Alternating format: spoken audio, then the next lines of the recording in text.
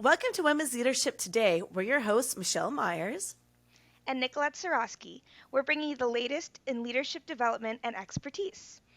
Every month we have a theme at Women's Leadership Today, and January's theme is resolution. Michelle, welcome to 2023. Thank you, Nico. It's great to be back. And this is the perfect theme to kick off 2023. And I think a lot of us are very happy to see a new year start and say goodbye to 2022. Oh my gosh, I know I am for sure. And I think you're right. This is the perfect theme, which is why we went ahead and picked it, right? Because this is the time of year where we're all setting those New Year's resolutions, right? We vowed to read more, exercise more, whatever it is, and maybe you're like super passionate about it when you start off, but as the year keeps going and going, that passion tends to teeter off.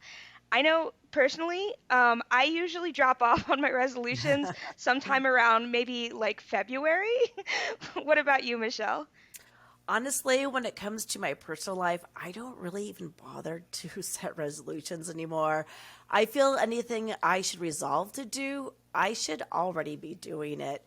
But I do like to take time to set goals when it comes to my career and professional development. How about you? Any new resolutions for 2023? First of all, I love what you said, that if you're going to resolve to do something, you might as well just be doing it, right? That should be on Right, like a yep. motivational poster. I love that. um, I usually do set New Year's resolutions. I find it like to Yeah. be one of those fun trends. But this year, I don't really feel up to it, mostly because I'm so bad at keeping up with them. And then every year I'm disappointed in myself and I stop trying altogether. And that doesn't accomplish anything. And you know what? I'm not alone. I researched some of the statistics on this topic and I found some really interesting numbers. First of all, making any resolution at all is becoming less popular. So you're on trend, Michelle, with the percentage of people making any New Year's resolution at all dropping from 43% in 2019 to only 23% at the beginning of 2022. Interesting to see what that number might be this Yeah. year, right? For those that do make resolutions, after only 1 week, there's a 25% drop off in people still Wow. sticking with it. By 6 months, more than half have given up on their resolutions. And by the end of the year, only 9% of people feel like they've been successful in achieving their goals. Yeah, those stats can definitely be discouraging. And that's exactly why we set this theme for January. Setting professional goals is important for growing and advancing in our careers. And we can't afford to avoid setting goals or letting them fall off like we can with our New Year's resolutions, right? Absolutely. I mean, can you imagine only 9% of people achieving their professional goals this year? I I don't know. want to be in that statistic, Mhm. you know? Michelle, is there anything specific you do to help you stick to your goals? Oh gosh. Well, I like to go back to something that we've talked about in other recent episodes, and that's making a plan. You have to plan to plan. Because without outlining a plan of what we want to achieve, and then making small, measurable steps, it's nearly impossible to make growth happen. What about you, Mhm. Nicolette? What do you do to help you? Yeah, I definitely agree with you, Michelle, and I am just horrible at planning. I need to be definitely better at strategizing. For me, keeping up with my goal tends to come with that passion that I was kind of talking about that a lot of people have when they first make their resolution, right? Or also if there's like a level of necessity attached. A lot of people who know me say that I'm very driven and I get things done when I say I will. But I'm not exactly like the planner that you are, though I wish I was. Mostly my strategy is to keep track of consequences and rewards. So, like, if I don't do at least the bare minimum at work, I will probably lose my job and then I can't pay my mortgage, right? So that's a consequence. But if I work really hard and I exceed expectations, I may get a raise, I may get a promotion. So those are the rewards. Then every single time I have a success, I try to celebrate that success in the right direction. Doing this kind of motivates me to keep it going. And I mean, every little success. If I made a to-do list, I celebrate every single thing I did on that list. I'll give myself a little snack or a pat on the back, right? Love it. I try to be passionate about my goals. That's the main thing. As long as the passion is there, I'm usually pretty good at succeeding. Um, Although, Michelle, again, your methods are far more practical. It's definitely one of Oh, my thanks. professional goals, right? To be more organized and make more actionable plans this year.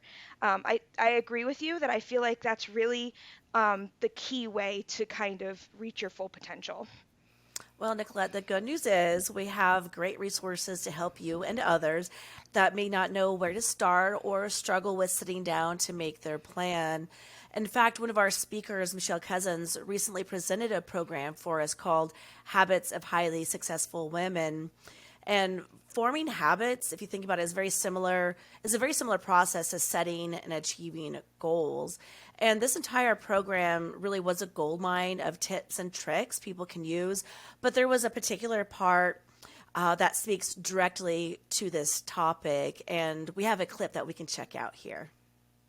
In developing new habits, make a list of what those skills are that you really need to be successful in your current role, as well as maybe roles that you're aspiring to take on. For each of those skills, then think about what is it you have to do to be able to develop further or refine your skills or enhance them. If you seek out assistance from other people that have those behaviors, that can also be helpful.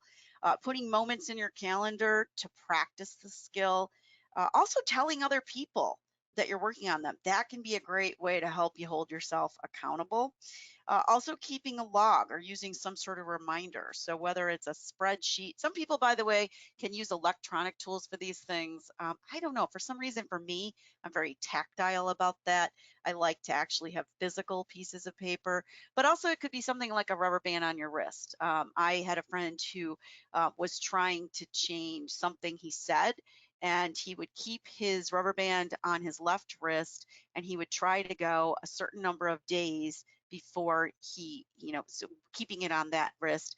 And every time he slipped up, he had to switch it to the other arm, and the days all started over again. Put sticky notes on your bathroom mirror. I have one on my bathroom mirror that says water the plants because I kill plants. Don't try to work on more than one new habit at a time. Again, don't take on too much all at once. And also consider support groups, people that can help you, that can actually be there for you. And there's a lot of support groups around a different set of areas, both professionally and personally. Check out feedback from your trusted sources and actually seek that out from people. So who are those people that you trust to kind of tell you how you're doing?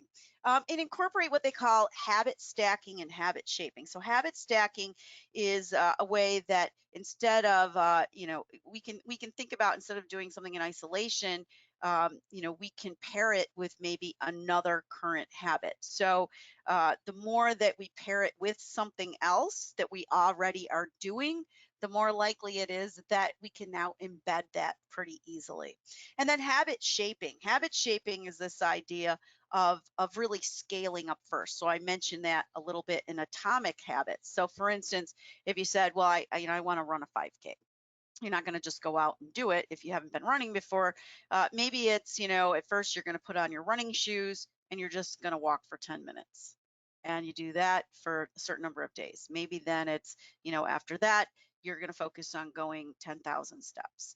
So again, breaking things down into manageable chunks. I just love Michelle's presentations. She's always a wealth of information and she always gets right to the point. I love that, right? That one tip about telling your stakeholders what you want to accomplish, I use that all the time to stick to my goals. You really do get so much more motivated and so much more accomplished when someone else is helping to hold you accountable.